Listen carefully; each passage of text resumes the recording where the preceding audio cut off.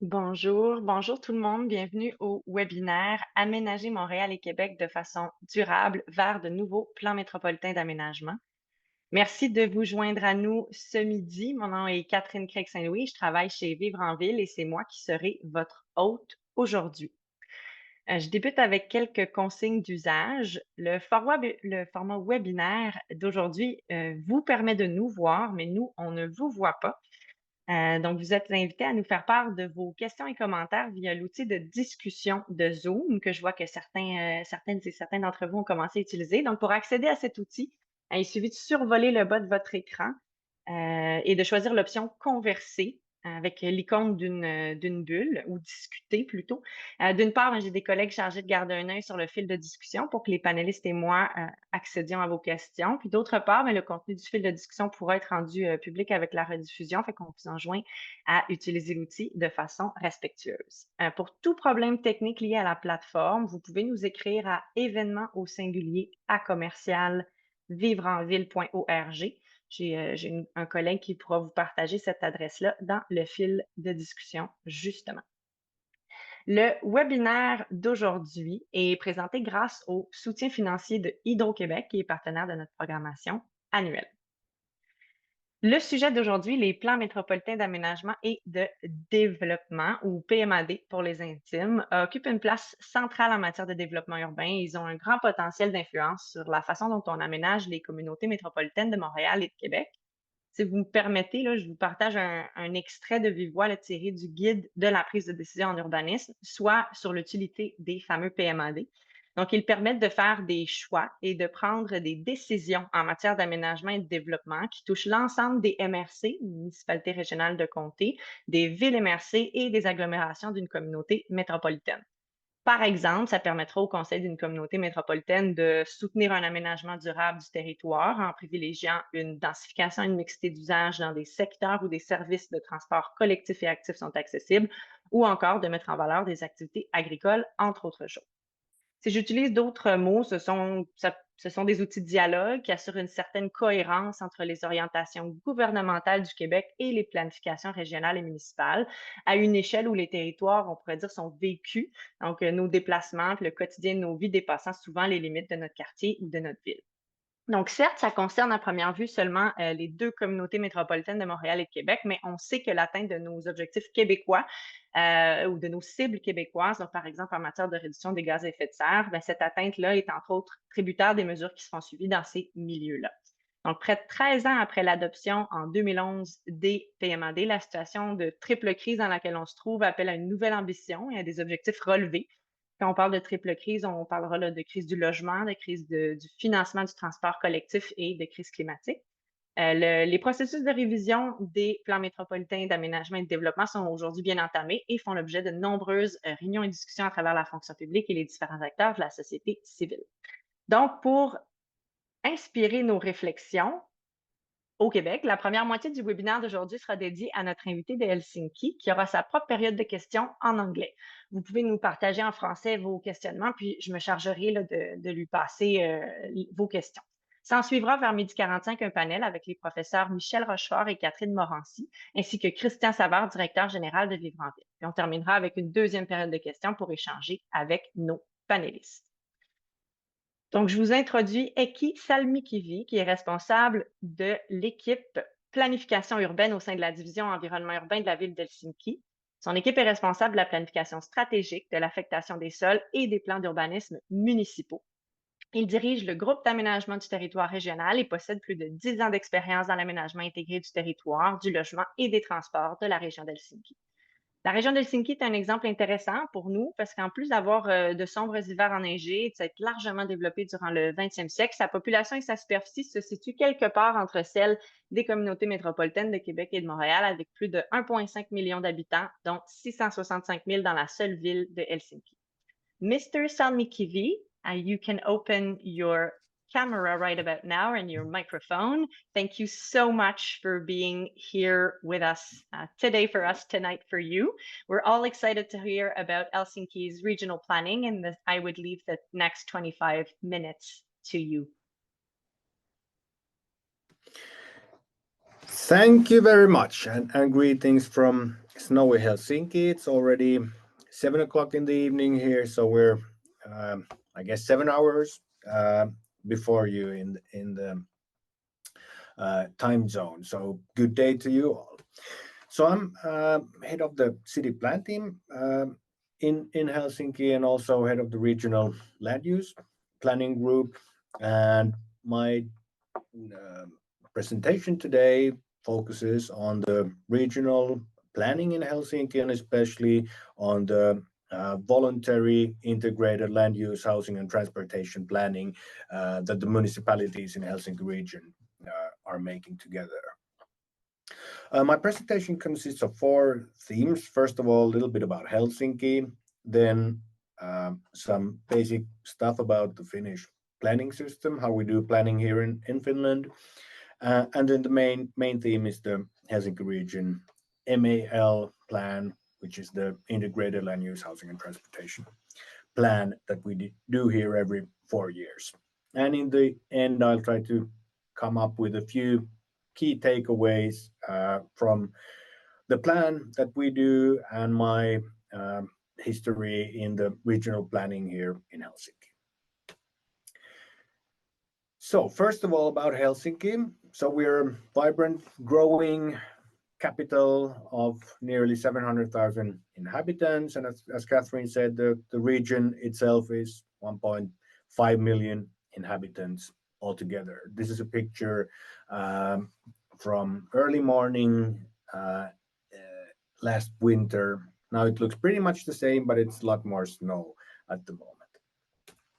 For a relatively long time, Helsinki was a small and rather insignificant town. It was founded already in 1550, but didn't really start to grow until early 19th century when it became the capital. Nowadays, Helsinki is often ranked relatively highly in different urban rankings. If we look at the quality of life or urban mobility, with many Scandinavian capitals and also many Canadian cities. So I'd say that in many ways we've done relatively well in the past decades. But in 1900, Helsinki only had 80,000 inhabitants. And at the moment, the city region is growing by 15 to 20,000 people every year. So we're getting a lot of influx from smaller cities in Finland, from rural areas, and more every year also from abroad. More than half of the growth of Helsinki comes from abroad. In the past decades, we've developed quite a lot of urban mixed-use dense neighborhoods right next to the inner city, thanks to the relocation of the former harbor areas. This is a picture from Kalasatama, which is the eastern expansion of the inner city, where our offices also are located. One thing that Finland and Canada have in common is the love for ice hockey. I guess we're the only 2 countries in the world where ice hockey is the most popular sport. This is a picture of guys playing at the Baltic Sea. And at the background, you can see the Orthodox Cathedral of Helsinki. The inner city of Helsinki is characterized by late 19th, early 20th century buildings with cobblestones, small pocket parks, tram tracks, and a lot of small shops. It's really nice human scale. This is a picture from the design district in the inner city. Helsinki is also very known for the architecture. Alvar Aalto, quite a few of his major work can be found in Helsinki. This is the Finlandia Hall. And here you can see the Helsinki Central Library, which was just opened a couple of years ago. It's a really popular location, big library in the heart of the city, but it's also an architectural landmark. Finnish people, of course, love going to the sauna, so we have plenty of public saunas. I think like half of the apartments in the apartment buildings in Helsinki even have their own saunas. And this is a picture from the Alas Sea Pool right in front of our city hall. Here we can see the Helsinki region from space. And what's really interesting and characteristic for Helsinki is that from a European perspective, our inner city is actually relatively small. If you look at the picture, you can see that the inner city only has a couple of 100,000 people living in, whereas in the whole region we have 1.5 million inhabitants. Helsinki, the inner city especially, is built on different peninsulas, different islands, so you can see clearly that the maritime aspects in Helsinki can be found everywhere. So the sea is close wherever you go in Helsinki. In Helsinki, we believe in planning and we believe that it can deliver. Helsinki wants to be the driver of change. There's been a policy in Helsinki to buy land for the city for hundreds of years. And at the moment, Helsinki owns 60 to 70% of all the land within the city's boundaries. So we get a lot of income from the land rents, which we can then use to have good services and invest in infrastructure. Land use planning and transportation planning are always integrated in Helsinki. One of the big construction sites that we have at the moment going on in the inner city is the Crown Bridges project, which consists of three separate bridges, of which the longest one is more than a mile wide. It will be the longest bridge in the whole Finland, actually, with the pylon reaching the height of 140 meters. And what's really interesting about the bridge is that it's only reserved for light rail, bicycles, and pedestrians. It connects the inner city of Helsinki to Eastern Development Area, which used to be a former oil harbor, but is now being built into dense mixed-use maritime neighborhood. But then onwards to Finland and the planning system that we have here. You probably know what Finland is, but if you're not sure, here's the picture. We're the focal point of the habitated hemisphere of the world. Some might think that we're located somewhere far north, but we're actually really central if you look from the proper perspective. Finland consists of 18 different regions, of which Helsinki-Uusimaa region is the southernmost and most populous one, and the central part of Helsinki-Uusimaa region is the Helsinki metropolitan area that I'm now talking about today. Helsinki is the biggest city, and the neighboring municipalities, Espoo and Vantaa, both have about 200,000 or 300,000 inhabitants, and then the rest, 10 municipalities have population between 5 to 50,000 people. The Finnish planning system works so that each region is responsible for making a regional plan, but they don't collect taxes. They don't really have that much money. The real power is actually on the hands of the municipalities. The municipalities are responsible for making master planning, general planning, and detailed planning. And in Finland, we have a planning monopoly, so only the municipalities can make the plans. Of course, we may have a lot of collaboration with private landowners, developers, but it's always the city that makes the plans. But the municipalities in Helsinki region have decided that it's also important to have another level of planning, the voluntary MAL, which comes from Finnish words of land use, housing, and transportation. So a new level of voluntary planning between the regional and the general planning level. The modal share of sustainable transportation modes in Helsinki, city of Helsinki, is about 70%. In the whole region is 60%, so it's relatively high already. This is what the public transit network looks like. We have trains, light rail, trams, metro, buses, and BRT lines all in service in Helsinki. Right now, we have about 1.5 million people in the region, but the estimated growth until 2060 is that will be 2.2 million in the whole region and about a million workplaces. So there's a lot of growth, and we need to plan it properly where and how the growth will happen. And this brings me to the integrated land use, housing, and transportation plan, of which the latest one is called the MAL 2023.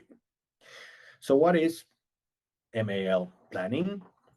It's a voluntary plan made by the municipalities of Helsinki region, the 14 municipalities, and the Helsinki region Transport Authority, which is responsible of planning and running the public transport network here. It's made in collaboration with state agencies and ministries. The idea of MAL planning is to prepare for future growth and direct it sustainably to existing urban fabric. There's a long history of land use of transportation planning in the region. The Smith-Polvinen in 1968 is our own Robert Moses style plan of let's get rid of the inner city and replace it with motorways. Thankfully, it was never realized, but it was a starting point of the regional transportation planning. And in the past 10 years, we have integrated both housing strategy, regional housing strategy, and regional land use planning in the same process, that we now only make one plan together. What's really important in the planning is that it's not just the planning, it's not just how we want to develop the city region, but it's also a starting point for the negotiations with the state when it comes to infrastructure, investment, and different funding for housing, for instance. And it pretty much started 15 years ago when the politicians of the Helsinki region came together and said that we need to have a mutual vision of the region, where we want to go as a city region. And they came up with the idea of putting up an international design competition. Prize money was about €1 million. We got 86 international entries, wide variety of ideas. But it was actually most important thing, what it did was it started the mutual process of planning and discussing how should we develop the region together. And nowadays, the MAL planning is made as a continuous process. It revolves every 4 years.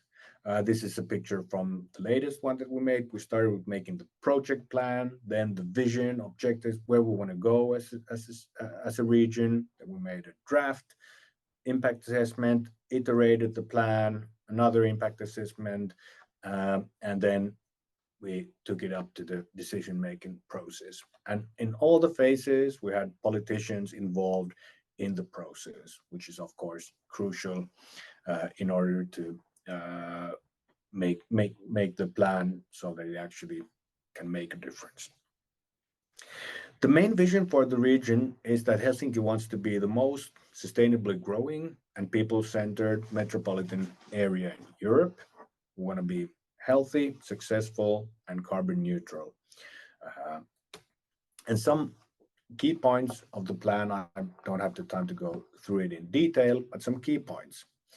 The idea is that the future growth should be focused on existing centers, existing urban fabrics, and on the new transit infrastructure.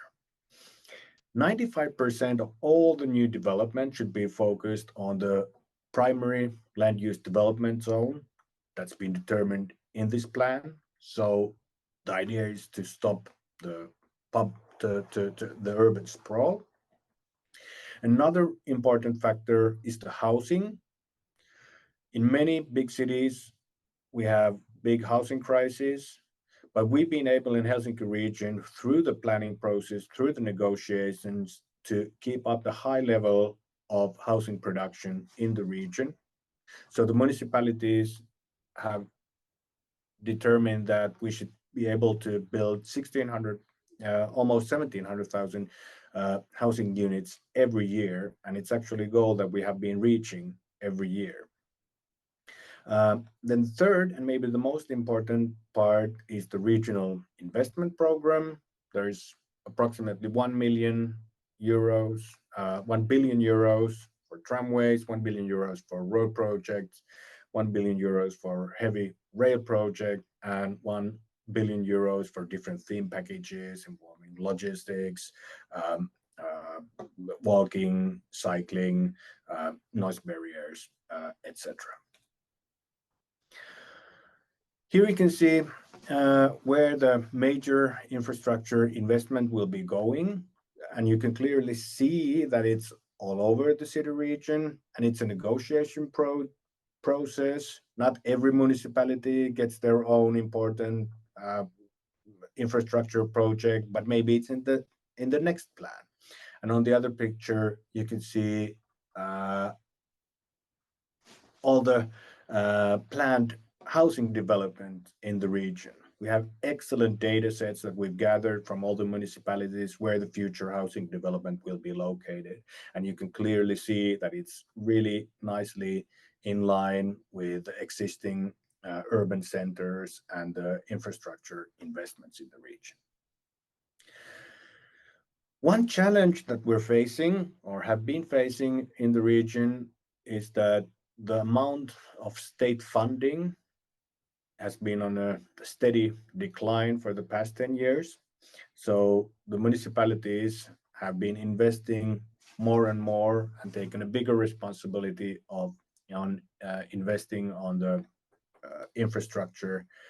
Of course, we have relatively strong municipalities who are able to tax and have a lot of money and capability of making these investments, but it's still a negative trend from the municipalities' perspective.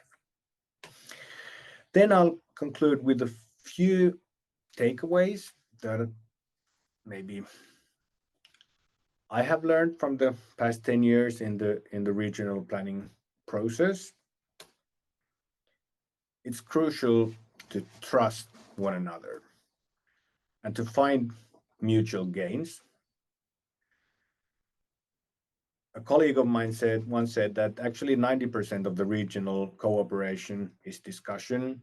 You have to discuss, you have to know the people you're planning with, and you have to be able to find joint vision for the region, and understand that even though your development area or your infrastructure investment might not be in the next 4 years, it's probably going to come in the 4 years after that. Second point is that try to make the planning process and the decision-making processes as clear as possible. Often, especially if you talk about voluntary planning, which is not dictated by a specific law and how you should do it, it might be not clear for everyone that who is determining what is to be done and who's the one making the decisions. And this is a picture of our planning and political process. It's a complete mess. Don't do what we've done, and we're actually also in the process of renewing the way we do the planning and also how we do the political decision making in the process as well. Last point is that if you're making regional planning, you have to be able to prioritize regionally. You can't be sub-optimizing from your own municipality's perspective. Like if you do your own plan, you can do that. But if you're trying to make a regional plan, you have to think regionally, you have to prioritize regionally, and have sort of another set of glasses when you look at the region. And last of all, it's crucial to involve the state. We found this a great way of prioritizing infrastructure investment and having it as a starting point for the negotiations with the state every 4 years of how they invest in the transit infrastructure, but also on the housing market, etc. Thank you. Thank you. Thank you for this mesmerizing presentation, and you were really efficient on time. So we'll have a full 10 to 15 minutes of questions that we can take. Some questions that showed up in the chat were already answered. They were regarding some sources of financing, and you've touched on that while you kept your presentation going. So maybe I'll start with a question, mais j'invite les participants à continuer d'utiliser l'outil de discuter. Si vous avez d'autres questions qui vous viennent à l'esprit, n'hésitez pas, là, on a quelques minutes devant nous. So I'll revert back to English.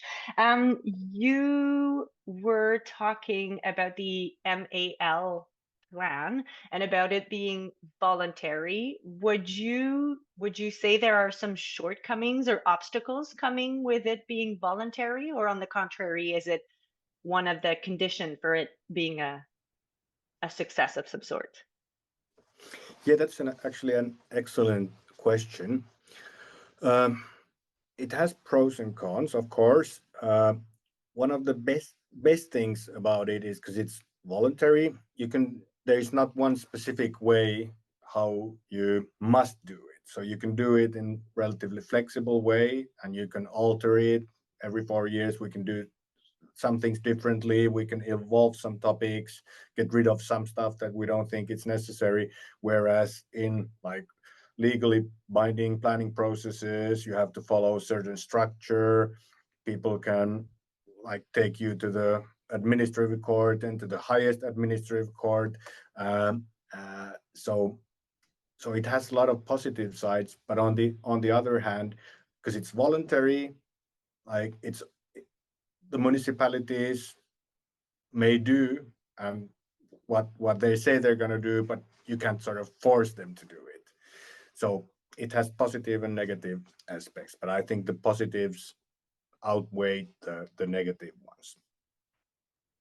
And maybe some more on that, because you were talking about how municipalities have the real power because they're the one with a monopoly of planning, but there's also regional investment programs or the hope that some other funding will come from other sources of government. So could you speak a little more to how this kind of connects together, how municipalities have monopoly on planning, but some, I guess, decisions, and you spoke to cooperation and collaboration having to take place for investment and priorities to be chosen. So maybe you could expand on that.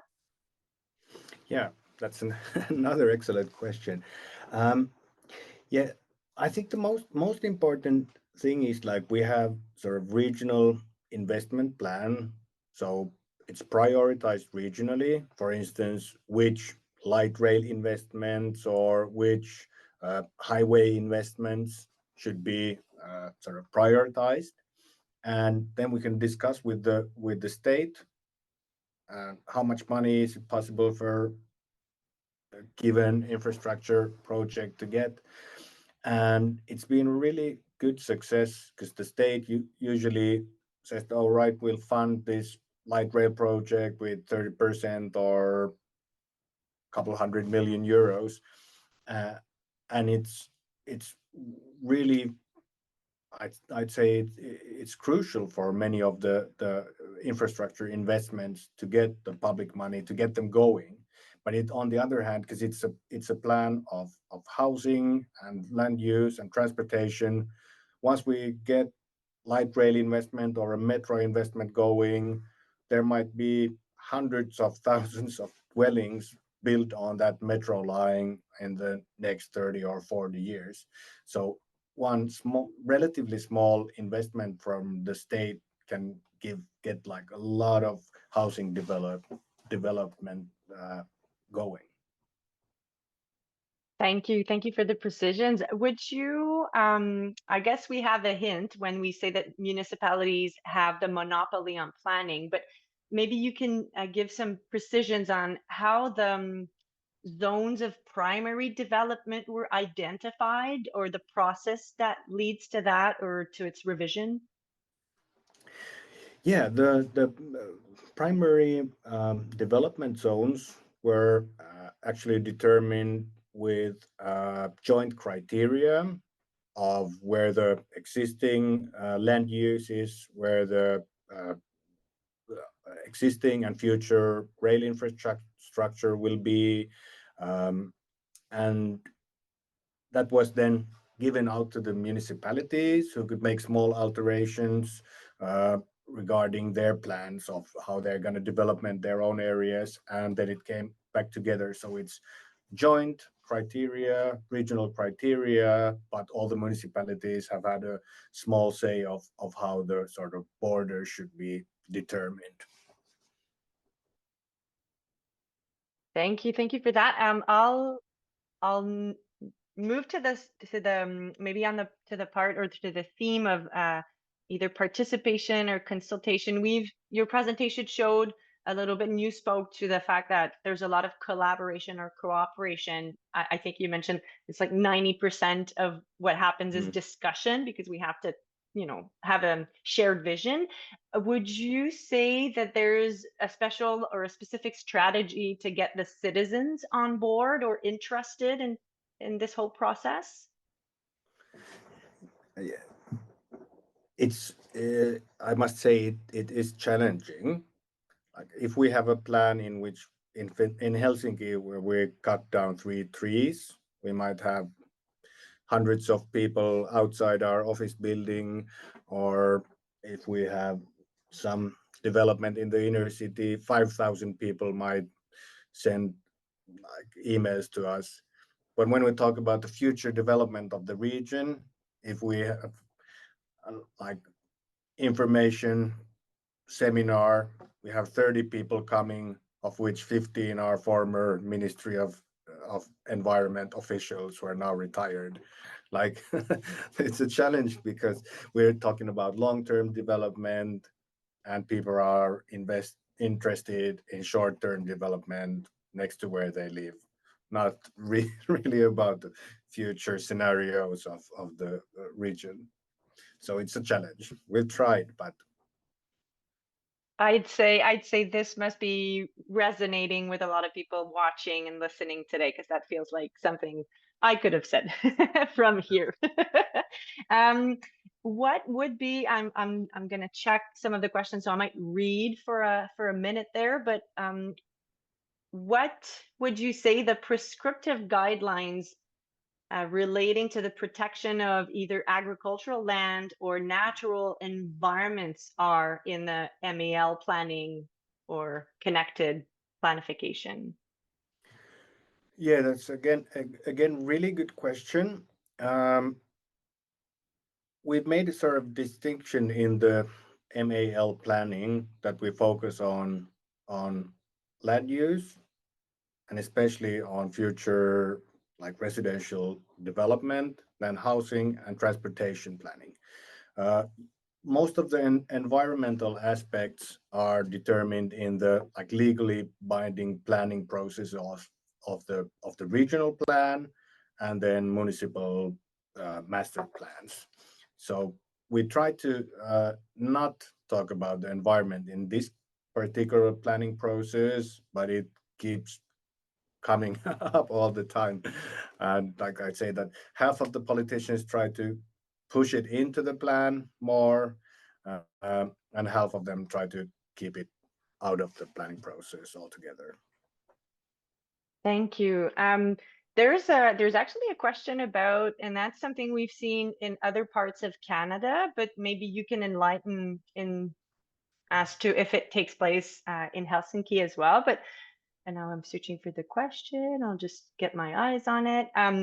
So someone in the crowd was wondering if the city of Helsinki has ever analyzed the feasibility of implementing frozen pathways, because you've spoken about a bridge that's dedicated and reserved to light rail or active and collective transportation. But have you or Helsinki ever thought of the idea, or is it even feasible? over some stretches of time to imagine frozen pathways so people could either skate or ski some places during the winter. Yeah, at the moment, I'd say we have this much ice everywhere, so you can probably take a truck and drive on the ice at the moment. So there are like ice hockey rinks and skating paths on the ice. And until I'd say like 1980s, we even had one like winter road every winter where you could drive your car to the Suomenlinna Sea Fortress, which is outside Helsinki. But nowadays we have so much maritime traffic, even in the winter months. So it's not really possible that much. But yeah, it's nice to walk on the ice, and welcome to Helsinki to experience it. I'm sure you have it there as well. Staying maybe on the topic of mobility, would you be able to share a few words on how the parking situation is regulated, either in some specific primary zones or in general in the city center? Yeah, usually we have both a parking minimum and parking maximum in Helsinki. Lately, we've done more and more of areas where we don't have any parking requirements, which ends up having a lot less parking places. But I can imagine it's a hot topic there, and it's a really hot topic here as well. The parking, but I'd say that we're moving towards not regulating parking that much, and having the sort of market determine how much parking will be developing or built in the new areas. Thanks. Thank you. There's a lot of great questions in the chat. We might not be able to take all of them, but we still have 2 or 3 minutes with you, Heikki.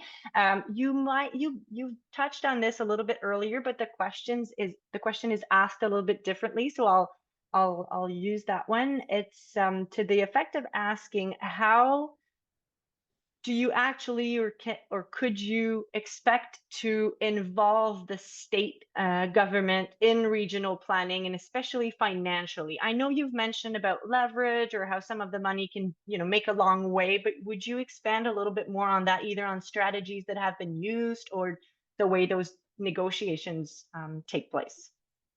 Yeah. Excellent question once again.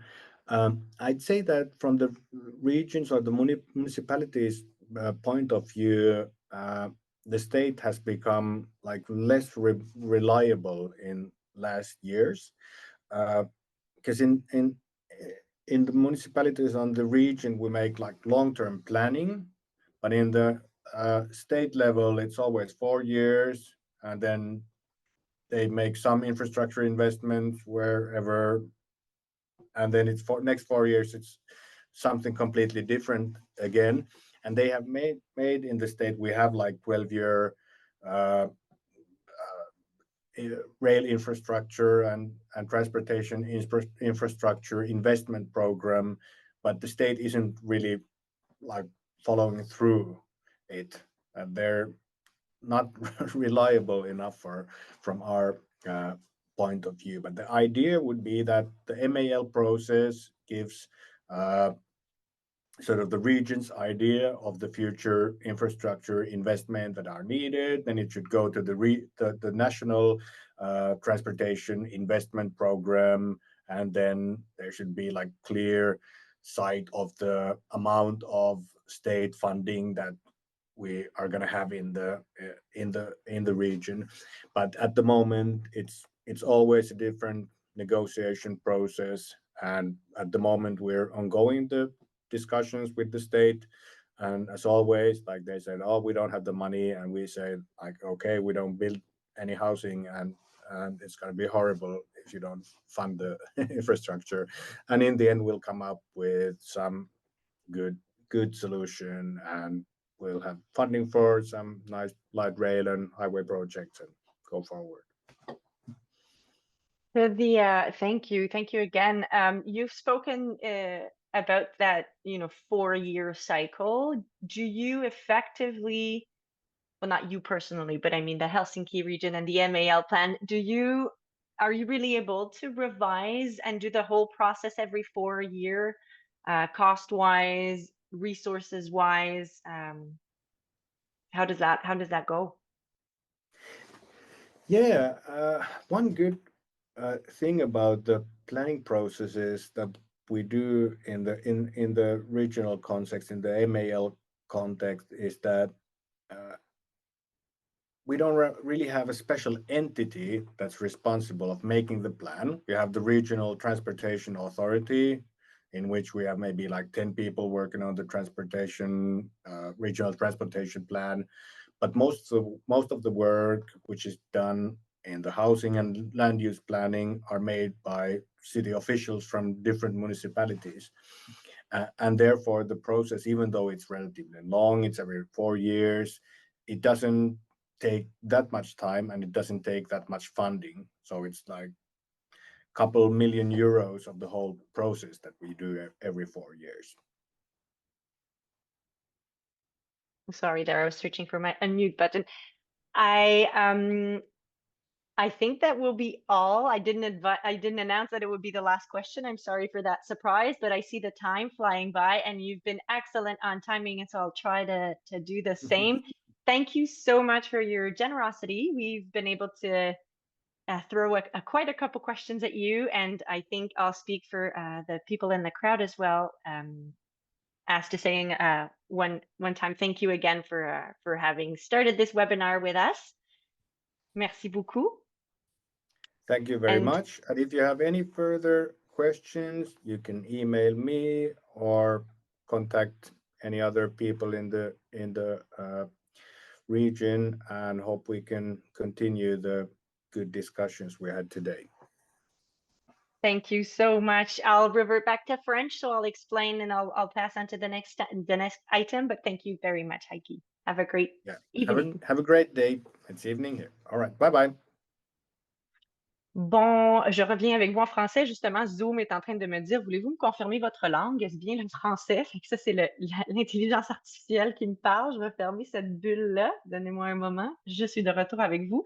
Donc, on passe maintenant à la deuxième partie de notre webinaire où je vais inviter chacun son tour, là, les panélistes à venir poursuivre la discussion avec nous. Donc, merci pour vos questions. Bien désolé, évidemment, de ne pas avoir pu toutes les passer, mais comme Heike le disait, vous pouvez lui écrire directement ou passer par nous là, pour pouvoir avoir le contact. Ils sont très ouverts et ils sont heureux de partager avec vous, avec nous, ce qu'ils font de leur côté. Donc, je vais rouvrir mes notes. Bien désolée pour ce petit moment. Je vais donc, c'est ça, me tourner vers le panel. Je vais vous présenter chacun votre tour, panéliste, avant de vous laisser parler. Fait que on pourra refermer nos caméras, par exemple, en laissant Michel commencer. Mais on aura avec nous Michel Rochefort, Catherine Morancy et Christian Savard pour le panel qui suit. Donc, on va commencer avec la présentation de Michel Rochefort, qui est urbaniste et professeur au département d'études urbaines et touristiques de l'Université du Québec à Montréal. Avant de se tourner vers une carrière universitaire, il a occupé pendant plus de 15 ans plusieurs postes de nature stratégique en aménagement du territoire et en urbanisme. L'élaboration et la mise en œuvre des instruments de planification et de réglementation constituent le point central de ses expériences professionnelles, de son enseignement et de ses recherches. Michel, je vois que la caméra est ouverte. Si ce n'est pas fait, le micro peut être ouvert également. Oui, bonjour. Excellent. Christian, toi et moi, on peut refermer nos caméras si tu le veux bien pendant la présentation de Michel. Puis je te confirme, Michel, qu'on voit très bien la présentation en plein écran. Donc, merci pour l'invitation de Vivre en Ville, de participer à ce panel et j'espère que je vais être aussi éloquent que le présentateur précédent. C'est sûr qu'on a été invité à parler un peu des futurs PEMAD qui s'en viennent et à commencer un panel par une présentation assez courte d'environ 5 minutes. Donc, j'espère qu'on m'entend tous bien. Donc, je vais surtout un 5 minutes assez rapide et je vais surtout insister sur quelques idées qui représenteraient ou qui représentent les bons coups des premiers PEMAD, les moins bons coups et peut-être les défis des PEMAD qui s'en viennent. Donc, dans les bons coups qu'on peut voir, l'adoption des PEMAD, des premiers PEMAD en 2010 a vraiment représenté une reconnaissance de l'échelle métropolitaine comme un vrai territoire légitime de réflexion au niveau de l'aménagement et du territoire par une diversité d'acteurs. Ça donnait quand même des orientations très claires, l'opportunité d'avoir des orientations très claires sur certains enjeux qui traînaient un peu avant, comme le gel des périmètres d'urbanisation, les réflexions sur la densification et la consolidation. Ça permet aussi à plusieurs acteurs, dont la société civile, d'apporter de l'eau au moulin. Et c'est une des forces des premiers PEMAD de s'être appuyé sur cette société civile pour vraiment trouver une façon très innovante d'aménager le territoire. L'adoption des premiers PEMAD a aussi permis aux communautés métropolitaines d'affirmer leur rôle en tant qu'acteurs après 10 ans d'existence. Et ça donnait vraiment un lieu de négociation et de concertation, de coopération entre les acteurs, les villes, les MRC, mais aussi avec le gouvernement du Québec, qui s'est traduit par quand même des interventions communes et du financement commun. Notons notamment les trams vertes et bleues métropolitaines. Il y a eu aussi un effet indirect, c'est-à-dire une impulsion et un effet d'entraînement de renouveau de la réflexion urbaine à grandeur du Québec. Les MRC, les villes se sont venus à réfléchir de nouveau à leurs outils d'aménagement, mais on peut même dire que les ministères aussi, ça secouait un peu les ministères et là aussi se sont mis à réfléchir un peu plus en profondeur sur les aménagements à mettre en place. Il y a eu quand même des moins bons coups. Donc, c'est sûr, quand on lit les premiers PEMAD, il y a certaines orientations, certains objets qui ont été moins aboutis, qui se sont traduits par peu d'objectifs, peu de critères, peu de moyens de mise en œuvre, ce qui s'est traduit par une certaine inertie des pratiques, certains enjeux non réellement contrôlés et vraiment une imprécision dans le contenu légal à prendre en compte. Il y a eu des très bonnes quand même actions, comme la protection des unités de paysage dans la région de Québec, mais il y a eu des idées comme la hausse, l'accroissement des densités, qui s'est un peu fait un peu systématiquement sans réellement mettre en place des normes au niveau de la qualité de vie et l'accessibilité au transport en commun. Un autre élément de moins bon coup, c'est plusieurs interventions reposaient davantage sur du financement gouvernemental que sur un réel effort de planification. Et en absence de ce financement, souvent on a remis à plus tard de réelles réflexions. Cela s'observe notamment en matière de transport et de localisation des activités là, qui sont générateurs de déplacement. Et dans les défis qui se pointent à nos portes, je pense que c'est intéressant de parler à ce qui s'en vient, puisqu'on est quand même dans les PEMAD 2.0 qui frappent à nos portes là, avec ce qui a été annoncé à Québec et à Montréal. Il y a quand même une nécessité qui reste à mettre en place au niveau de hiérarchiser et de prioriser certains territoires. C'est sûr qu'il va falloir faire un réel arrimage entre l'aménagement et le transport pour vraiment arriver à répondre aux défis de la transition écologique. On ne peut pas densifier partout, on ne peut pas garantir une bonne accessibilité au mode de transport durable à la grandeur du territoire. Donc, c'est certain qu'il faut commencer à prioriser certains choix, même à l'intérieur de nos régions métropolitaines.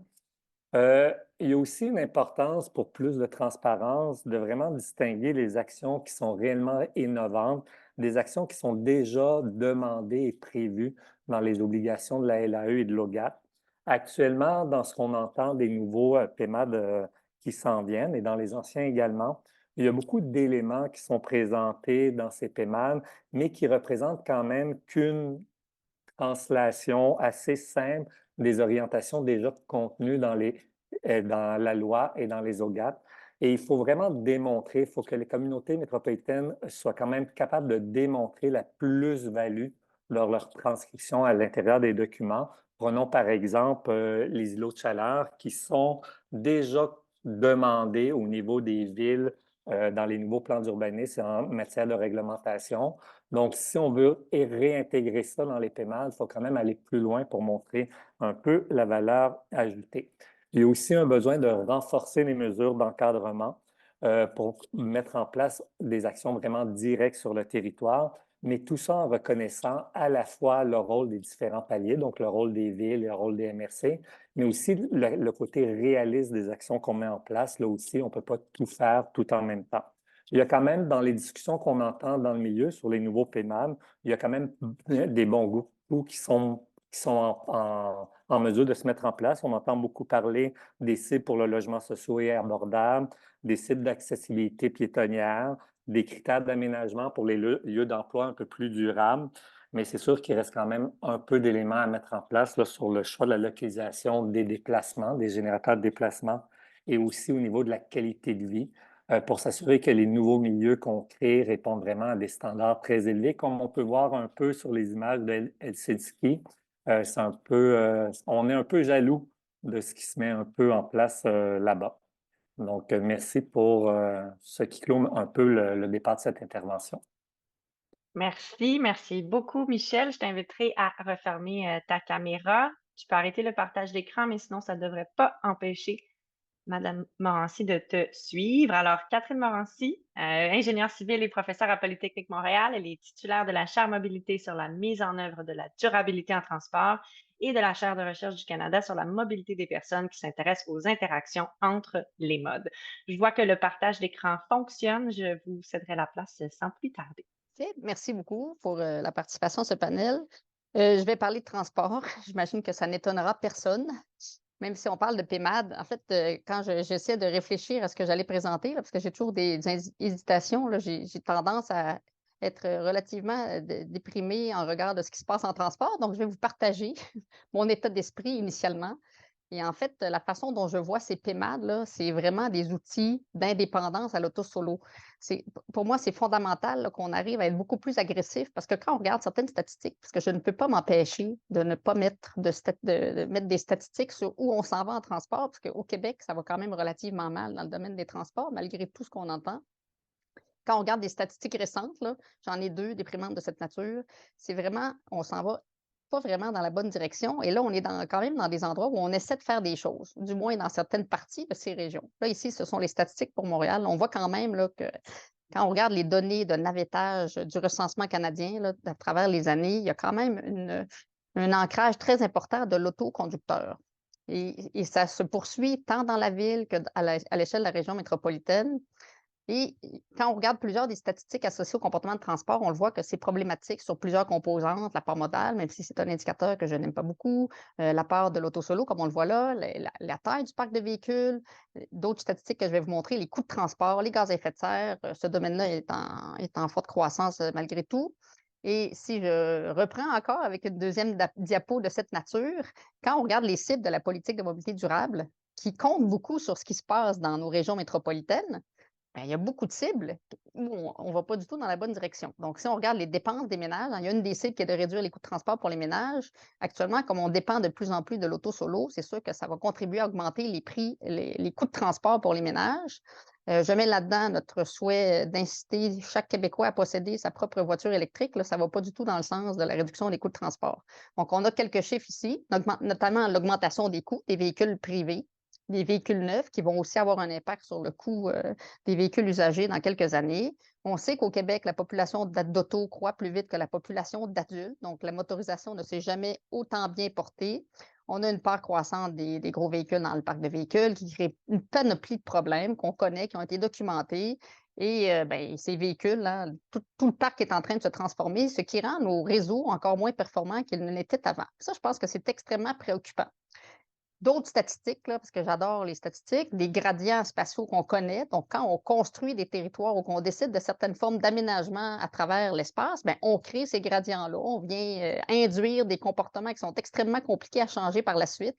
Donc, à gauche, vous avez ici les taux de possession, le ratio véhicule par auto, pas véhicule par auto, oui, véhicule par personne. À droite, c'est l'évolution de la composition du parc de véhicules. Et on a encore des choses comme la part modale des modes actifs. Évidemment que dans le poids des déplacements automobiles, ça fait une faible partie à peu près partout sur le territoire, même si on sait, parce qu'on a quand même développé des estimations qu'il y a un potentiel pour la marche et le vélo partout sur le territoire et dans toutes les régions du Québec.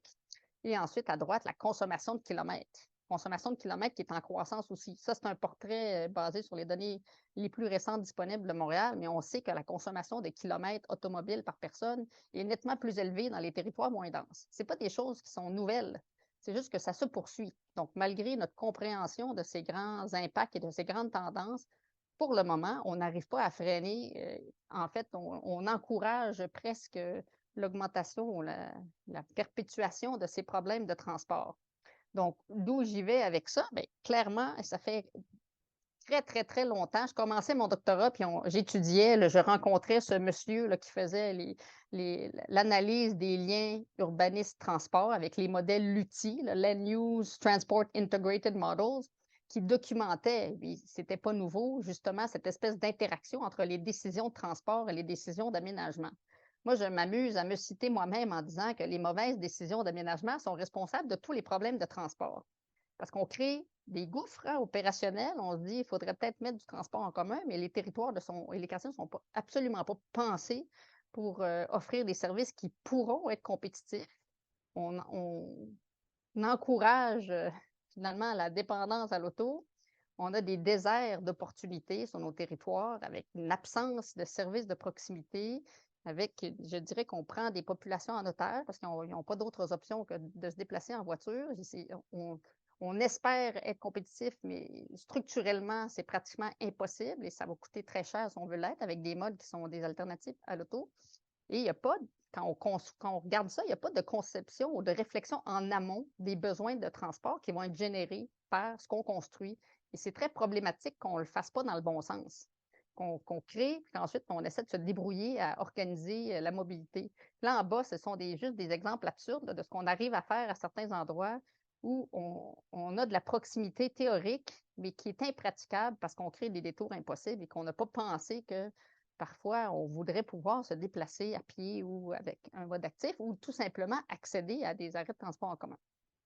Donc, moi, ma compréhension, là, puis je ne suis pas une aménagiste, je ne suis pas une spécialiste de ces questions, je suis une spécialiste un peu du moins des questions de transport. Là, puis on arrive à faire des relations entre la structure des territoires et les comportements de mobilité. Ma compréhension, c'est qu'il faut, quand on conçoit et qu'on réfléchisse à des territoires, qu'on endogénéise. Ça veut dire qu'il faut penser simultanément les questions de transport et d'aménagement. Il faut que quand on planifie des territoires, des quartiers et des réseaux, donc à multi-échelle, ce n'est pas juste à une échelle locale, c'est à toutes les échelles, parce qu'il y a des interdépendances très fortes, il faut qu'on réfléchisse à la mobilité multimodale. Et il faut comprendre les besoins actuels, mais aussi la transformation des besoins de mobilité avec l'évolution de la démographie. Parce qu'avec l'âge, les besoins vont changer. Et il faut vraiment à chaque fois mettre les choix d'aménagement avec les cibles de notre politique de mobilité durable pour assurer une grande cohérence.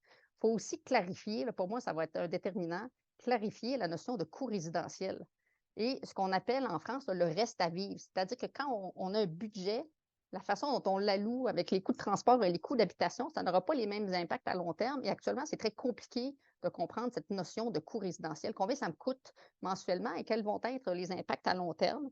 Et un peu mieux documenter finalement cette notion d'abordabilité intégrée de transport-habitation.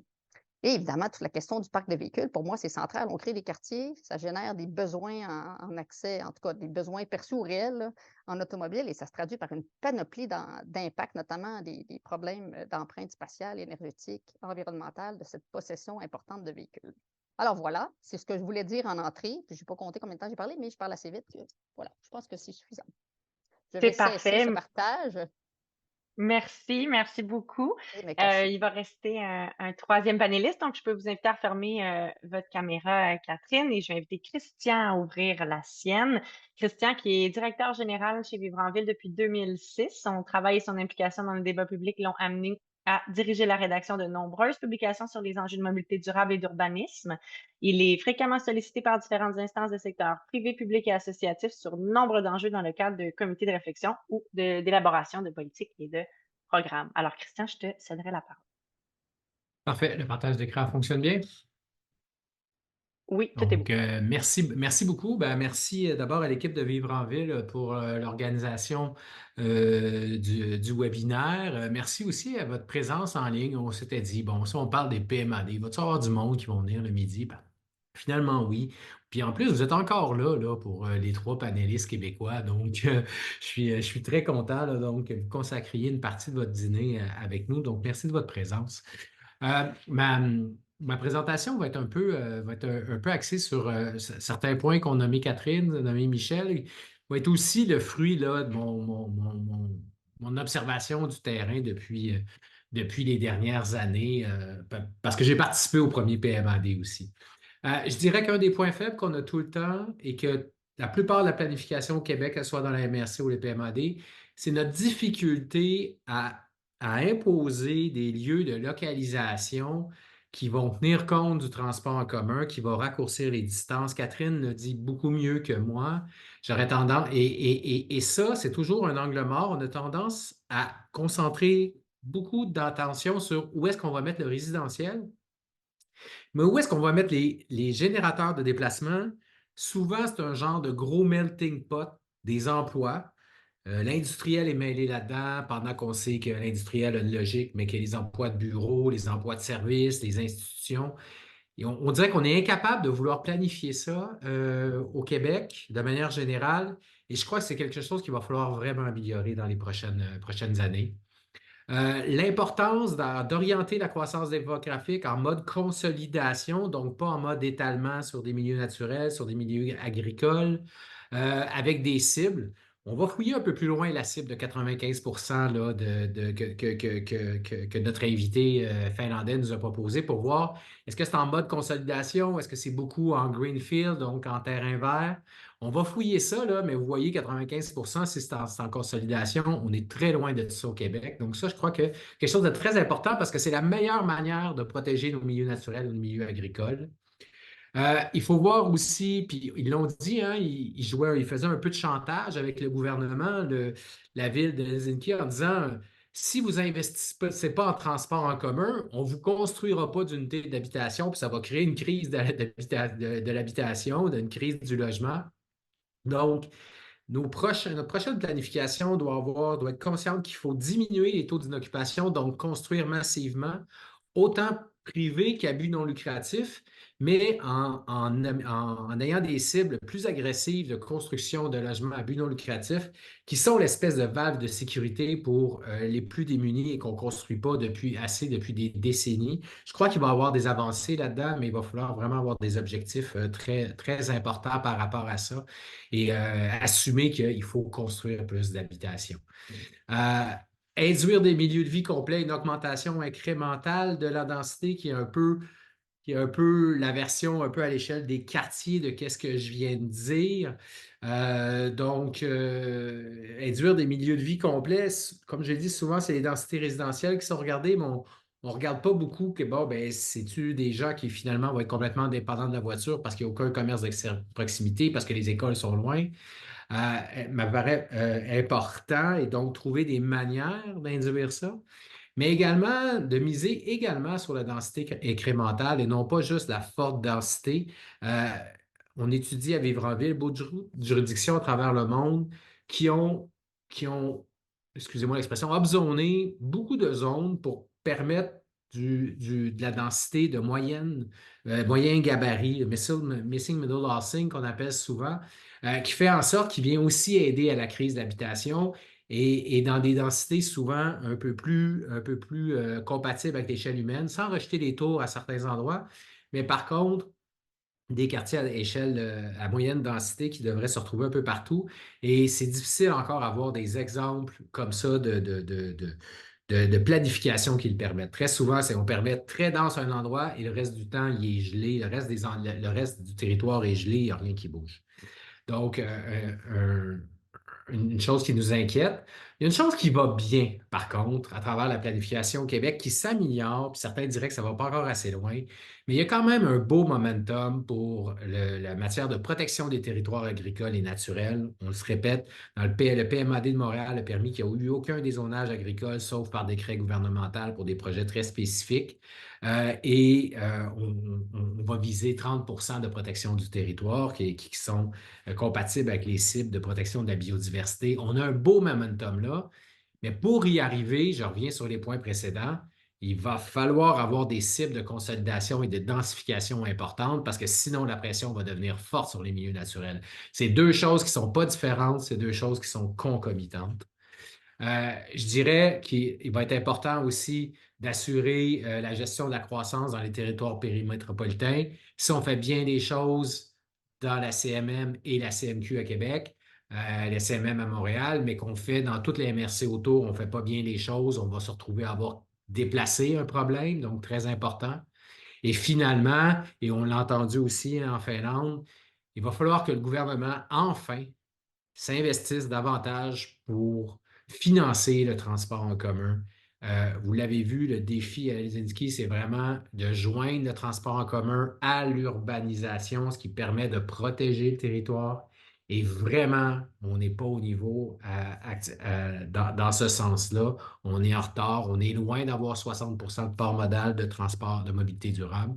Donc, c'est vraiment un enjeu super important auquel il va falloir se mobiliser. Je terminerai là-dessus. Désolé, j'ai dépassé un peu mon temps. Je terminerai sur l'importance de la société civile, des citoyens, de continuer à se mobiliser sur ces enjeux-là, même si parfois ils sont techniques. C'est comme ça qu'on a fait des gains dans le dernier PMAD. Et là, avec ce webinaire-là, nos objectifs avec Vivre en Ville, c'est à vous dire, ça s'en vient. Vous pouvez même commencer à influencer vos élus, mais on va entendre parler beaucoup plus de PMAD dans les prochaines semaines, les prochains mois. Merci. Merci, merci Christian. Je t'invite à garder ta caméra ouverte. J'inviterai Michel et Catherine à nous rejoindre virtuellement. Merci.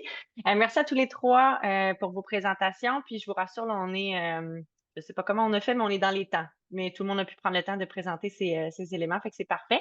On enchaînera avec la période de questions. Il y en a plusieurs déjà qui nous ont partagé leurs interrogations, leurs commentaires, leurs questions dans l'outil de discussion. Je vous invite à continuer de le faire. Puis j'enchaînerai tout de suite avec une première question, mais on se gardera un petit moment aussi où vous le prendrez à un moment qui vous semblera opportun. Christian, Michel, Catherine, si vous voulez réagir sur des éléments de la présentation de Aiki tantôt aussi, si vous-même vous avez des sujets dont vous aimeriez discuter entre vous. Mais une première question, elle est arrivée sous différentes formes dans l'outil de discussion. Je vous la lis avec les spécifiques, mais on pourra la sortir de sa spécificité puis peut-être en discuter pour les deux communautés métropolitaines. Ça va comme suit. Quelle est votre opinion sur l'indépendance entre, je vais y aller des acronymes parce qu'ils sont écrits là, puis on les dira là ensuite, mais quelle est votre opinion sur l'indépendance entre l'ARTM et la CMM dans la perspective d'arrimage de la planification de l'aménagement du territoire et de celle du transport? Fait que c'est revenu sous différentes formes. Là, ça touche Montréal, mais on pourrait la sortir. Là. Quelle serait votre opinion ou vos réflexions par rapport à l'indépendance ou à la collaboration entre les sociétés de transport et les entités responsables de la planification de l'aménagement du territoire, finalement. J'ai envie de donner la parole à Mme Morancier en premier, puis après, on pourra faire un petit tour, là, mais faites-moi signe si vous voulez vous lancer.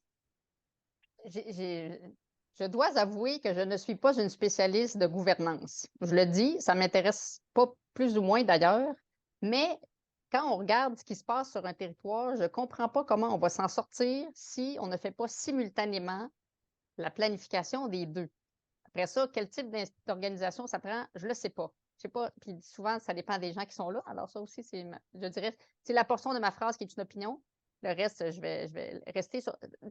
On construit une nouvelle infrastructure ou une nouvelle localisation. C'est sûr que ça génère une réflexion au niveau de la façon dont on va le desservir. Puis ça va ça va attirer des véhicules, ça va attirer des personnes.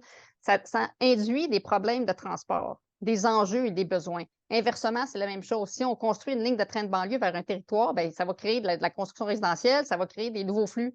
Donc, c'est extrêmement interdépendant. Puis je ne sais pas pourquoi, historiquement, on n'a pas fait les deux en même temps. Là, on est peut-être pris avec ça, mais c'est documenté depuis des années. On le vit, on le sait. C'est pas pour rien qu'on a une augmentation aussi de valeur foncière quand on construit des infrastructures de transport en commun. Donc, tout ce qui est infrastructure qui permet d'assurer des flux va générer une transformation de la demande de déplacement. Donc, puis je le pose dans mon cours. Là. Dans mon cours, je dis quartier du 30, connaissez-vous ça? Oui. Pensez-vous que ça a eu un effet sur le transport? Si vous ne comprenez pas ça, vous pouvez sortir maintenant. Parce que c'est clair que dès qu'on change la façon dont un territoire est aménagé, ça change la structure de la demande de déplacement. On le sait. Donc, après ça, là, on est un petit peu à la remorque. Là. Fait que ce serait ma réponse. Christian, je vois que tu as ouvert ton micro. Voulais-tu renchérir? C'est clair que c'est un problème et je vous dirais que encore une fois, notre invité a donné un peu une partie de la réponse. C'est parce que les paliers supérieurs de gouvernement ne veulent pas avoir cette pression-là, ne veulent pas trop donner de planification des transports, notamment en commun, aux villes et aux régions, parce qu'ils vont se retrouver avec une négociation avec elles. Donc, ils gardent une espèce de mainmise pour ne pas avoir trop de pression, mais force est de constater que malgré cette tension-là qui existe, et notre invité de Helsinki nous en a parlé, ils ont des résultats. Cette tension-là entre une région qui veut se développer, qui fait des choix de planification et un certain soutien des paliers supérieurs de gouvernement, a créé des bons résultats dans ce cas-là.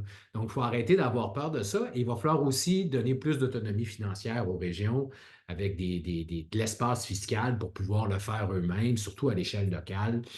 La gouvernance est un gros problème, c'est clair. On ne l'a pas réglé, malheureusement. Donc, à ce niveau-là, c'est un bon point. Il faut quand même essayer d'avancer. Puis quand il y a des bons projets de transport en commun, même s'ils ne sont pas faits dans une belle planification régionale, il faut les appuyer. Et un jour, quelqu'un va se réveiller, va mettre en place la gouvernance qu'il faut. Et je finirai en disant, comme disait Catherine, le meilleur plan de transport, c'est un bon plan d'urbanisme, un bon plan d'aménagement du territoire. C'est de là que ça commence. On ne l'a pas encore compris, on est toujours en mode rattrapage. Rattraper les déplacements qui se font 10-30, qui nous coûtent plus cher, et ainsi de suite. Est-ce que Michel, tu souhaitais poursuivre? Oui, ça, je dirais dans la même continuité. Bon plan d'aménagement, bon plan de transport. Je dirais aussi où on parle beaucoup d'infrastructures et c'est sûr qu'entre les structures, il y a un débat où il faut à la fois fournir un service actuel, donc on pense comment faire en sorte que le service actuel soit financé et bonifié, mais le débat au niveau des communautés métropolitaines est aussi sur le futur et on a du mal à se coordonner sur le futur souhaité par le manque de priorisation. Donc, souvent dans les PMAD, que ce soit dans les deux, on a beaucoup mis de l'accent sur les infrastructures et le financement, mais le futur souhaité manque encore une certaine connexion et c'est dans ce futur souhaité de la localisation des déplacements, de la localisation et qu'il y a des compromis à faire et qu'il y a encore du travail à faire. Souvent, on a deux structures ou plus que deux structures qui vont parler de l'actuel, mais on a encore du mal à s'accorder sur le futur souhaité. Et l'effort devrait être mis vraiment sur accorder sur le futur souhaité. Il y aura toujours des problèmes de gouvernance, mais il faudrait quand même avoir une vision partagée d'un futur souhaité fixé sur des priorités. Et là, je pense que dans les deux prochains PMAD, dans les PMAD 2.0, on devrait acquérir cette maturité-là au niveau de vision souhaitée avec des priorités. Puis en parlant de vision souhaitée, là, ce qui est un thème que Heikki aussi a nommé plusieurs fois, là, cette idée d'une shared vision entre les 14 municipalités, mais aussi avec les citoyens, puis cette difficulté-là à engager les gens dans la discussion sur un futur souhaitable quand c'est du long terme et que c'est loin de nous. Il y a quelqu'un là, dans les participants qui pose une question par rapport à est-ce que vous pensez propice d'inclure ou de parler d'objectifs et de cibles qui toucheraient la santé, par exemple, quand on essaie de faire des images claires, plutôt de parler de ville des 15 minutes, focusser sur les déplacements. Est-ce que vous voyez quelque chose de propice dans cette idée d'ouvrir la discussion sur, ça touche aussi j'essaie de reformuler en parlant, puis ma question a disparu, je suis désolée, mais bon, bref, c'est cette idée d'utiliser d'autres thématiques ou d'inclure d'autres types de cibles parce qu'on a d'autres défis au Québec, entre autres pas dans le système de santé, disait par exemple cette intervention-là dans le fil de discussion. Est-ce que pour vous, là, sur la façon de nommer les choses ou de stimuler cette vision partagée-là du futur, est-ce que vous voulez ajouter des éléments? Je vois Catherine qui hoche la tête. Oui. C'est-à-dire que la diversité des indicateurs qu'on utilise pour être capable d'évaluer si on fait un bon aménagement, on fait un bon service, là, pour moi, c'est fondamental qu'on n'ait pas juste, par exemple, les gaz à effet de serre qui sont très présents pour les bonnes raisons, mais il y a d'autres cibles qu'on devrait avoir. Moi, la question d'équité, elle est fondamentale. La santé publique, l'utilisation des ressources, la question de consommation de l'espace, toutes les formes de pollution. Il y a une diversité d'indicateurs qui doivent être là pour déterminer si ce sont des bons scénarios qu'on met en place. La santé va nous économiser tellement de problèmes individuels et collectifs. C'est central. La ville n'a pas juste une fonction, tu sais, une rue n'a pas juste une fonction de transit ou de destination, c'est une fonction environnement aussi. Il y a les fonctions de lieu, là, ça implique le jeu, ça implique l'utilisation des espaces comme prolongement de l'unité d'habitation. Pour moi, c'est central aussi dans l'aménagement. C'est pas, tu sais, moi, je fais du transport, là, mais le transport, comment se dire, c'est quelque chose qui découle du fait qu'on est obligé de se déplacer pour aller faire des activités. Mais quand les activités sont proches, tant mieux. Puis oui, les impacts santé sont centraux. Puis ça nous permet d'accrocher aussi des segments de population qu'on néglige souvent, notamment les enfants, les personnes âgées. Parce que souvent, ils vont bénéficier beaucoup, vont pouvoir errer dans leur voisinage. C'est important qu'ils puissent découvrir le voisinage. Moi, je trouve que c'est très, très, très important qu'on ait une diversité d'indicateurs, notamment celui-ci. Michel et Christian, Michel, le micro s'est ouvert, puis Christian ensuite. Oui, je pense que c'est important de faire des mesures de suivi, de monitoring, mais je pense qu'un des changements qui a été apporté par la nouvelle loi là, en juin dernier, c'est d'avoir de réelles mesures de monitoring sur l'impact sur le territoire et qui manquent, donc des vrais indicateurs. Et parmi ces indicateurs, il y a quand même des mesures d'impact sur la santé qui devraient être mises de l'avant. Et il y a certaines villes et certaines MRC qui y réfléchissent déjà depuis un certain nombre d'années. Mais ce côté concret de l'aménagement sur la santé doit être au premier plan. On ne fait pas du transport pour rien, on ne fait pas de l'aménagement pour rien, on fait avant tout du transport et de l'aménagement pour des individus. Et notre premier mandat en tant qu'aménagiste doit rester le bien-être des individus et des personnes. Donc, je pense que l'impact sur la santé devrait être au top de nos priorités actuellement. Et pas un élément second qu'on traite volontairement sur le territoire. Christian? Oui, tout à fait, mais j'aurais tendance à dire que parfois, les indicateurs santé sont très importants, mais parfois, ça doit se traduire à qu'est-ce que ça veut dire sur le quotidien. Et c'est pour ça que je ne l'opposerai pas. Je vois la question à la ville du 15 minutes. Si la ville du 15 minutes qui est une ville marchable, ben c'est sûr que les effets sur la santé vont être présents. Mais peut-être le vendre davantage sur les effets de santé ou en tout cas dire les impacts peut être intéressant.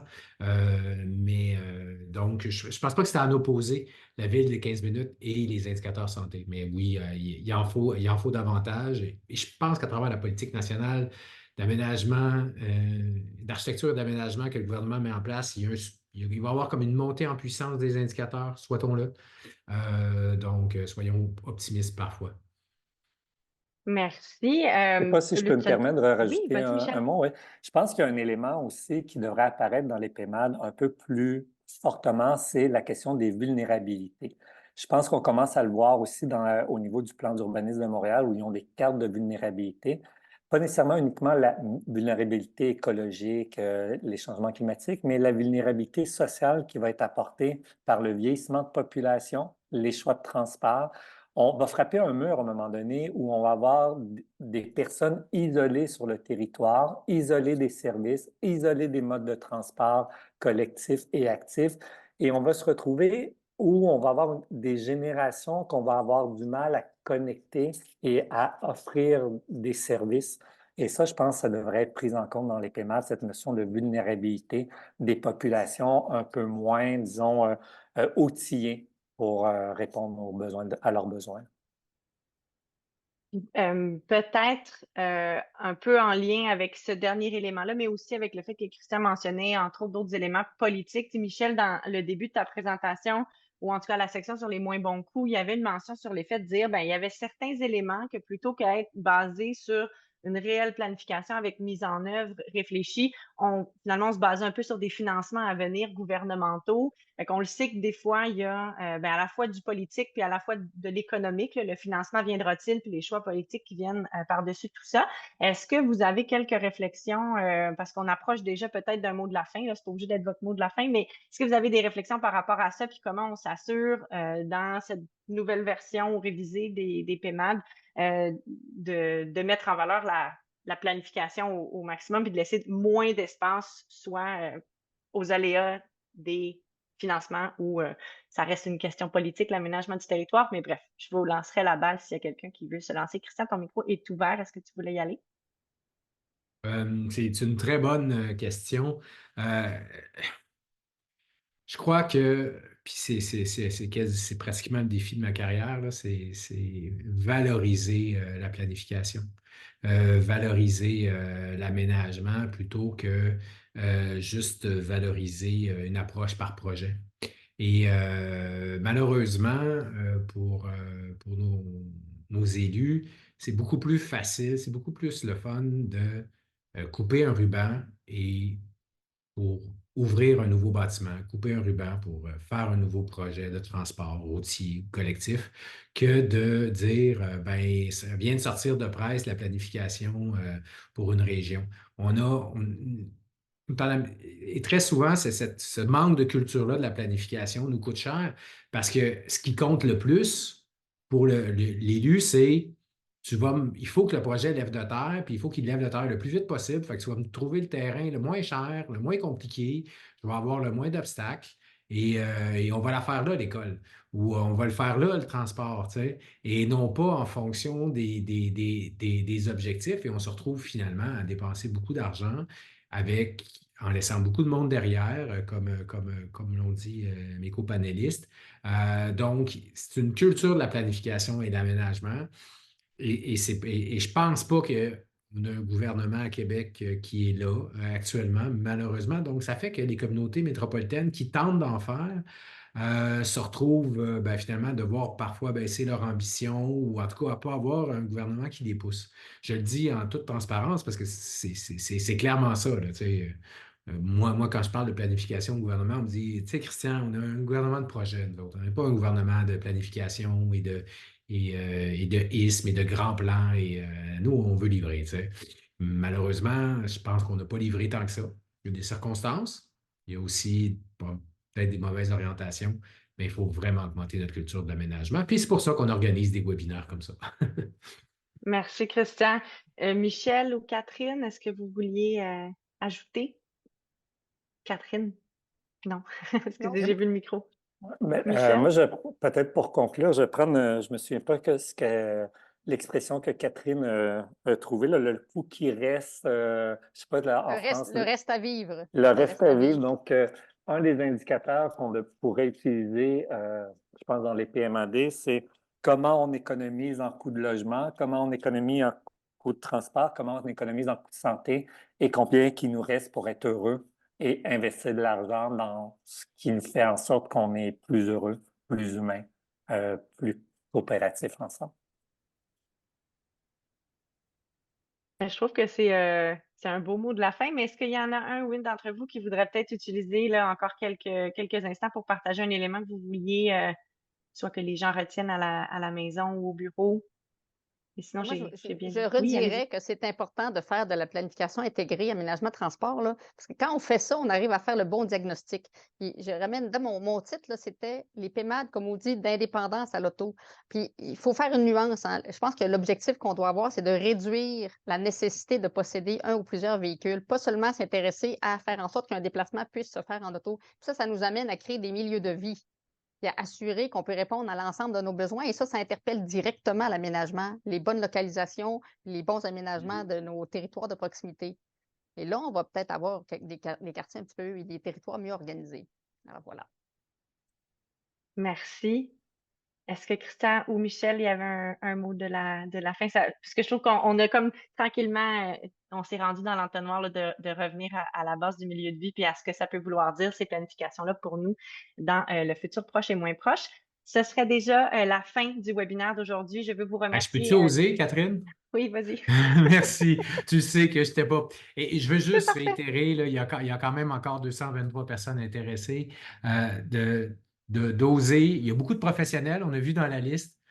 Oser aller plus loin que qu'est-ce qu'on a fait la dernière fois dans les PMAD, oser parler de localisation des activités, oser parler de cibles de consolidation. Il ne faut pas lâcher parce que ça n'a pas complètement marché le premier coup. Et aux citoyens, continuez de vous impliquer. La dernière fois, on n'aurait pas eu des PMAD qui ont quand même préservé beaucoup de choses. Je pense à la protection des milieux naturels. Continuez de vous impliquer.